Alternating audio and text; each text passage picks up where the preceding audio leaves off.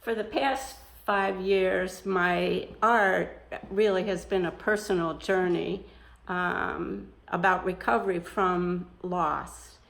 And through that recovery, I've used the sunflower as a metaphor. It's so expressive and organic, and it has really talked to me. And I talk about the different feelings that I've gone through, which are universal to everybody. I talk about denial, anger, compassion, shame, loneliness, acceptance, compassion, kindness, joy. All of those have been explored during the past 5 years. I discovered etching in school. My very first class, I just thought, this is just something that I know I'm going to come back to. I wanted to be a painter, but I did go back to etching, and it just struck me. What I love about etching is that I can draw and it becomes permanent on the plate.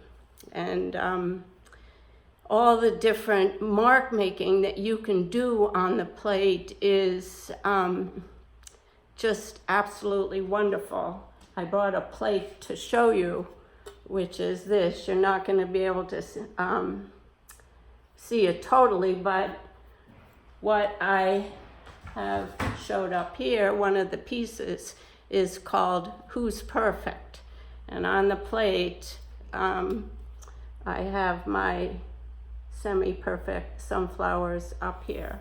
But it's all about the mark making. And with the copper plate, you can, copper plate is soft. There's all kinds of ways you can mark it. You can use a sharp a needle, you can use sandpaper, you can use anything as long as it scratches the plate. The method I like the most is called aquatint, and with that I can control the tones that I get in the plate. Aquatint is the idea of spraying I use rosin, a fine powder that I spray on the plate, and it's like a fine talcum powder and fine dots on the plate, and I adhere it to the plate.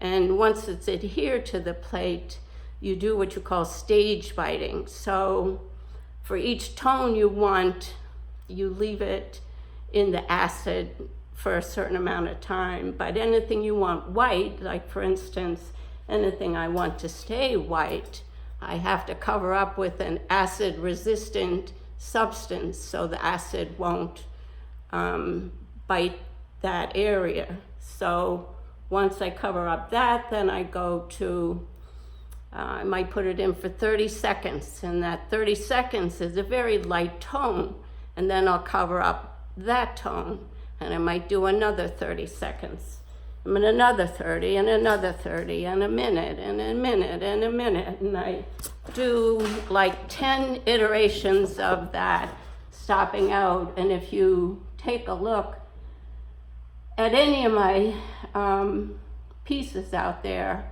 I use aquatint a lot, and you'll see the different tones, and you'll see the whites and the different gray areas that I create on that. And that's one way of mark making. I also can put another acid resistant thing on the plate and put sharp lines in it and put that in the acid. I'll have a deep black tone. Or I don't have to put it in acid. I can just draw on the plate, which is wonderful too. So I use all those mark making tools, and also in my process, once I have the copper done, well, I guess before I even start, I have to have the conception of what I want to do. But actually, the thing I love the most is thinking about what I want to say. So I wanted to say something about being perfect, because I always think, I got to do a perfect job. I got to do this right. This is just what I think about, which is silly. But anyway, I spent a lot of time drawing out what I want to do, and I take a lot of pictures of my sunflowers, and in all kinds of states of disarray or beautiful. And I went through all my pictures, found a lot of different pictures for this one. I wanted it to be in a window looking into who's perfect. And so I have one over here who's got his head falling on a jar. I have one with a back to you, one who's going up and out and down, one who's looking down, one who's looking up.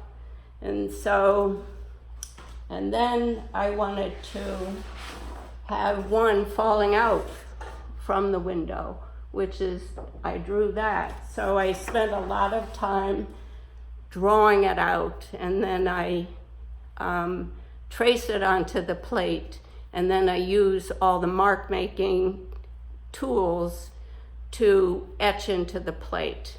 And I have to think too about what kind of mark making I want to do, because there's all kinds of mark making you can do on the plate. But essentially, with a plate where it's marked, stirs up little burrs in the copper is where the ink takes hold.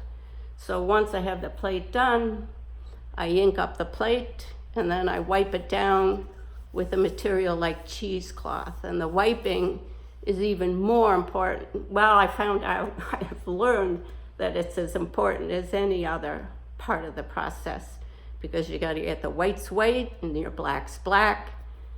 But I also learned with one of my recent pictures, which is here, it's called Dancing, that if I just wipe part way, I got this very smoky effect, which totally surprised me, which is another thing about etching. There's a lot of surprises. I have sometimes the acid will bite through the resistance that I have and create marks which I didn't plan for, but they're there. It's called noise. And I like the noise sometimes, but if I get noise that I don't like, I can burnish it out and I can correct things with my plate. And last of all, what I like the most is that I can title the pictures that I want. Some people say, don't title them, I title mine, because I want to say something. And for this one, I said, who's perfect? And you'll see the titles when you go through, but I think the biggest surprise to me is that I know what I want to say, and I expect everybody to understand what I'm saying. And I'm so surprised when people say, oh, I love this piece because blah, blah, blah, it reminds me of something.